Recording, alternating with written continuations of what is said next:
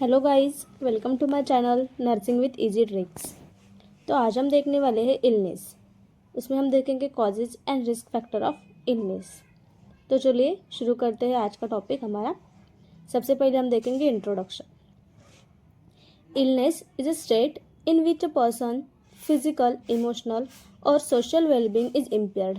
जैसे कि हमने हेल्थ की डेफिनेशन देखी है, हेल्थ में क्या रहता है, जो पर्सन होता है वो टोटली हेल्दी रहता है, physically, emotionally, socially and spiritually. But in the illness यहाँ पे क्या है, उसके एग्जैक्ट हेल्थ के एग्जैक्ट अपोजिट है। मतलब जो भी इंसान है वो इल रहेगा, आइदर फिजिकली, आइदर इमोशनली और socially. Understanding the causes and risk factors of illness helps the nurses in providing holistic and preventive care.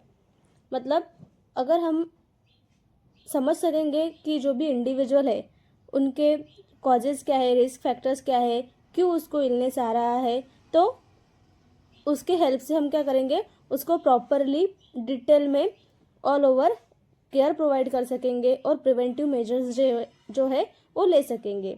तो इसीलिए हमको सबसे पहले इलनेस क्या है वो समझना पड़ेगा, इलनेस के कॉजेज़ क्या है, इलनेस क्यों आ रहा है, क्यों क्या उसके रिस्क फैक्टर्स है। तो वो समझने के बाद ही हम प्रॉपर केयर पेशेंट को प्रोवाइड कर सकेंगे। तो सबसे पहले हम देखेंगे definition of illness. Illness is a personal state in which a person feels unhealthy और इल। मतलब इलनेस क्या है, एक ऐसी स्टेट है, एक ऐसी अवस्था है उसमें जो भी इंडिविजुअल पर्सन रहता है उसको अनहेल्दी और इल फील होता है। द पर्सन फील्स अनहेल्दी और ill even in the absence of disease. यानी कि उसको कोई भी डिजीज़, कोई भी बीमारी नहीं है, फिर भी उसको अनहेल्दी और इल फील होता है। It involves the individuals perception of. मतलब जो भी इंडिविजुअल पर्सन है वो डिपेंड रहता है कि उसके परसेप्शन पे क्या है। जैसे कि वो परसीव कर रहा है कि no today I am feeling so dizzy, too weak, तो उसको वैसा ही फील होगा और उसको वैसा ही लगेगा कि नहीं आज मुझे अच्छा ही नहीं लग रहा है। हाँ, जबकि उसको कोई भी बीमारी नहीं है, कोई भी डिजीज़ नहीं है, फिर भी उसका परसेप्शन है कि आज मुझे ठीक नहीं लग रहा है, तो वो सेम फील करेगा, उसको ठीक सच में ठीक नहीं लगेगा, वो खाएगा नहीं, पिएगा नहीं। तो ऐसे अपने इंडिविजुअल जो पर्सन रहता है उस पर परसेप्शन पे भी डिपेंड रहता है, अपनी हेल्थ कैसी है क्या है उसके बारे में। तो नेक्स्ट हम देखेंगे कॉजेज ऑफ इलनेस। इलनेस के तो डिफरेंट कॉजेज रहते हैं, जैसे कि बायोलॉजिकल कॉजेज है, फिजिकल कॉजेज है, केमिकल कॉजेज है, साइकोलॉजिकल कॉजेज है, सोशल कॉजेज है।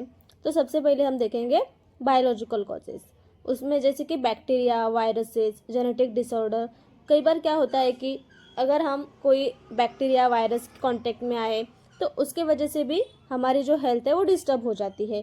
जैसे कि वायरस, HIV वायरस है, जैसे कि हमने देखा कोरोना वायरस है, बैक्टीरिया रहते हैं, कुछ फंगस रहते हैं, उसके अगर हम कांटेक्ट में आए तो उसकी वजह से जो हमारे हेल्थ डिस्टर्ब होती है उसे हम बायोलॉजिकल कॉजेज कहते हैं। कई बार जेनेटिक कुछ फैक्टर्स रहते हैं, जैसे कि हमारे जो भी पूर्वज है उनको अगर कोई डिजीज़ है तो वो डिजीज़ जो है वो अपने ऑफस्प्रिंग में आता है और वो कंटिन्यू जनरेशन टू जनरेशन क्या होता है, ट्रांसमिट होता है। तो ये क्या है, बायोलॉजिकल कॉजेज।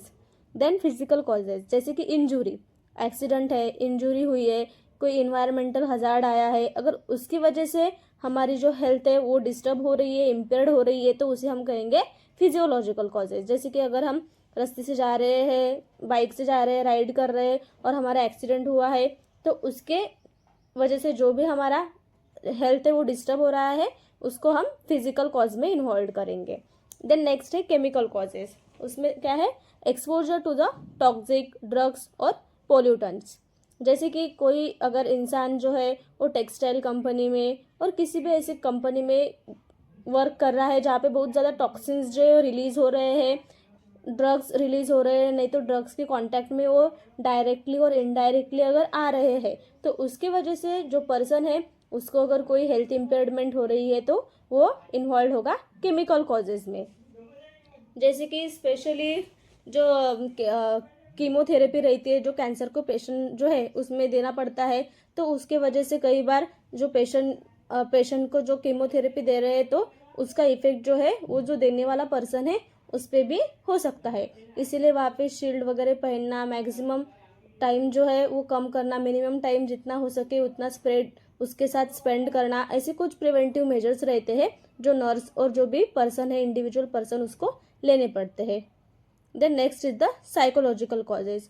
अगर बहुत ज़्यादा स्ट्रेस है, एंजाइटी है, डिप्रेशन है और जो भी इंडिविजुअल पर्सन है वो उससे कोप नहीं कर रहा है, वो कोप नहीं कर सकता है, उसमें उतनी अगर एबिलिटी नहीं है, तो वो जो है फिजिकली मतलब साइकोलॉजिकली वो क्या होगा, उसकी हेल्थ पे वहाँ पे इम्पेयरमेंट होगी। Then next is the social causes. उसमें जैसे कि poor living conditions, isolation and poverty. अगर इंडिविजुअल जो भी पर्सन है उसके पास अगर प्रॉपर मतलब जो भी लिविंग उसका स्टैंडर्ड है वो अगर बहुत ज़्यादा पुअर है, पैसा नहीं है, तो वो प्रॉपरली डाइट नहीं ले पाएगा, न्यूट्रिशियस फूड जो है उसका इंटेक नहीं कर पाएगा, गरीबी की वजह से वो खरीद नहीं पाएगा, प्रॉपरली डाइट नहीं ले पाएगा, जो भी अदर फैक्टर्स रहते हैं जो डेली लाइफ में इम्पोर्टेंट रहते हैं, अगर वो प्रॉपरली नहीं ले पा रहा है तो उसकी वजह से अल्टीमेटली इनडायरेक्टली उसके हेल्थ पे जो है वो इफेक्ट होगा।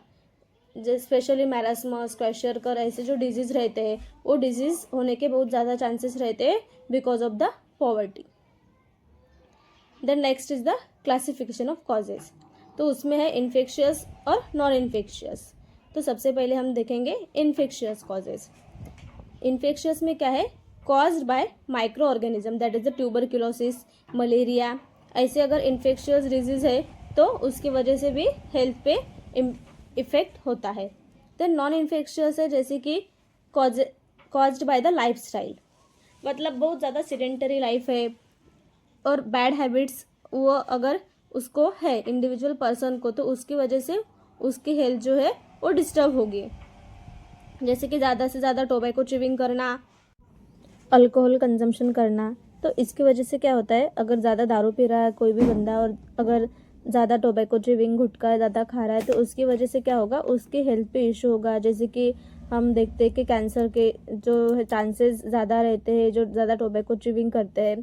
तो ऐसे अगर हम ज़्यादा टोबैको च्यूइंग और अल्कोहल कंजम्पशन अगर करेंगे तो उसकी वजह से किसी भी इंडिविजुअल पर्सन की हेल्थ जो है वो डिस्टर्ब होगी, उसको कोई भी बीमारी हो सकती है। देन इन्वायरमेंटल फैक्टर, अगर हम ज़्यादा पुअर इन्वायरमेंट में अगर रहते हैं, जैसे कि नाली का पानी अगर बाहर आ रहा हो उससे मच्छर और बहुत ज़्यादा पोल्यूशन हो रहा है, अगर घर के आजू बाजू में बहुत सारा गंदगी है, बहुत सारा कचरा है, तो उसके वजह से क्या होगा, अगर इन्वायरमेंट अगर हेल्दी नहीं रहेगा तो उसके वजह से भी बॉडी पे उसके साइड इफ़ेक्ट पड़ेंगे और बॉडी जो है वो धीरे धीरे डिस्टर्ब हो जाएगी, उसको कोई ना कोई बीमारी हो जाएगी। देन रहता है कुछ जेनेटिक फैक्टर्स, जैसे कि अगर किसी को डायबिटीज़ है, हाइपरटेंशन है फैमिली में, जैसे कि बीपी का किसी को प्रॉब्लम रहता है, किसी को शुगर का प्रॉब्लम, तो चांसेस रहते हैं कि फैमिली में नेक्स्ट जो जनरेशन है उसमें आ सकते हैं। तो ये सब है इन्फेक्शियस और non infectious causes. Then next is the risk factor. Risk factors are conditions और habits that increase the likelihood of developing a disease और नेगेटिवली अफेक्ट हेल्थ आउटकम्स। मतलब ऐसे कौन से रिस्क फैक्टर्स है जिसकी वजह से जो हेल्थ है वो डिस्टर्ब हो जाएगी, हेल्थ पे इफेक्ट होगा। First is the genetic and physiological heredity.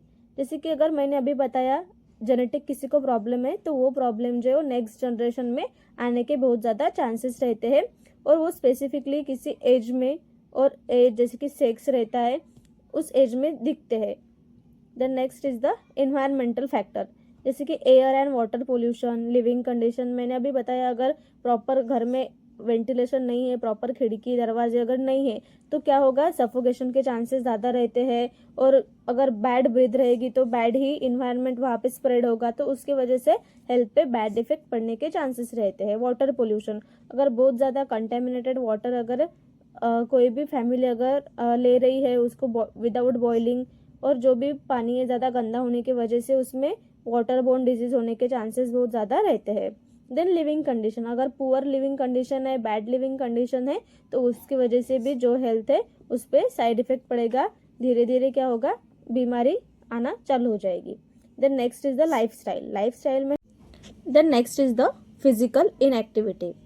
जैसे कि अगर हम कोई फिजिकल एक्टिविटी नहीं करेंगे, जैसे कि सिर्फ बेड पे सोए रहेंगे, लेटे रहेंगे, तो क्या होगा, डे बाय डे जो हेल्थ है वो डिक्रीज होती जाएगी। जैसे कि जितना खाना पीना इम्पोर्टेंट है उतना ही इम्पोर्टेंट है बॉडी की एक्टिविटी करना।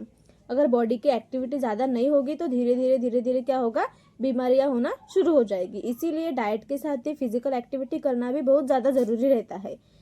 देन अगर कोई स्मोकिंग कर रहा है, अल्कोहल यूज़ कर रहा है, तो उसकी वजह से भी लाइफस्टाइल जो है वो चेंज होगी और बैड इफेक्ट पड़ेंगे। Then next is the psychosocial factor, जैसे कि स्ट्रेस। अगर किसी को बहुत ज़्यादा स्ट्रेस है, वो हमेशा स्ट्रेस में रहे है, तो उसकी वजह से डिप्रेशन के ज़्यादा चांसेस रहते हैं। फैमिली कॉन्फ्लिक्ट, अगर फैमिली में हमेशा हमेशा अगर झगड़ा चालू है, तो उसकी वजह से भी क्या होगा, जो भी पर्टिकुलर है वो क्या करेगा, सिर्फ टेंशन में रहेगा, कॉन्फ्लिक्ट में रहेगा और उसी के बारे में सोचेगा, तो उसकी वजह से उसको धीरे धीरे डिप्रेशन आएंगी। डिप्रेशन मतलब क्या है, एक टाइप के वहाँ पे इलनेस जो है वो अराइज हो रही है। Then next is the low support system.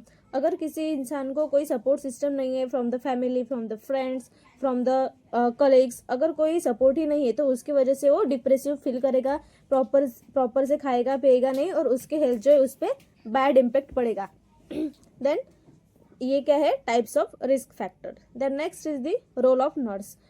ये सब अभी हमको पता है कि कौन से जो हैबिट्स है उसकी वजह से बॉडी पे बैड इफेक्ट पड़ रहा है, तो अभी हम सबको ये सब पता होने के बाद एज अ रोल्स हमारा वहाँ पे क्या रोल है, तो identify at risk individual and provide the health education. अगर हमें पता है कि क्या रिस्क फैक्टर है, तो तभी हम प्रॉपरली हेल्थ एजुकेशन दे के उसको रिकवर कर सकेंगे। तो सबसे पहले हमारा रोल क्या होगा, जो भी रिस्क फैक्टर है वो आइडेंटिफाई करना, और उस पर फिर बाद में हमें हेल्थ एजुकेशन प्रोवाइड करना पड़ेगा। Then promote the preventive health practices. अगर उसकी हेल्थ थोड़ी ज़्यादा ख़राब भी है, तो अभी हमें वो प्रिवेंट करनी पड़ेगी, प्रॉपरली उसको प्रिवेंटिव मेजर्स देने पड़ेंगे, और हेल्थ जो है और अच्छी हो जाए उसके लिए उसको हेल्थ प्रमोशन भी हमको करना पड़ेगा।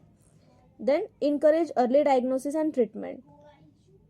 कोई भी फैमिली को हमें इनकरेज करना है फॉर द अर्ली डायग्नोसिस, कि आप हॉस्पिटल में आइए, प्रॉपर से मेडिसिन लीजिए, तो उसकी वजह से क्या होगा, इन्वेस्टिगेशन अगर करेंगे प्रॉपरली टाइम पे, तो अर्ली डायग्नोसिस होगा, पता चलेगा कि क्या बीमारी है, क्या प्रॉब्लम है, और प्रॉब्लम अगर हमको मालूम होगा तभी हम उधर प्रॉपरली ट्रीटमेंट प्रोवाइड कर सकेंगे।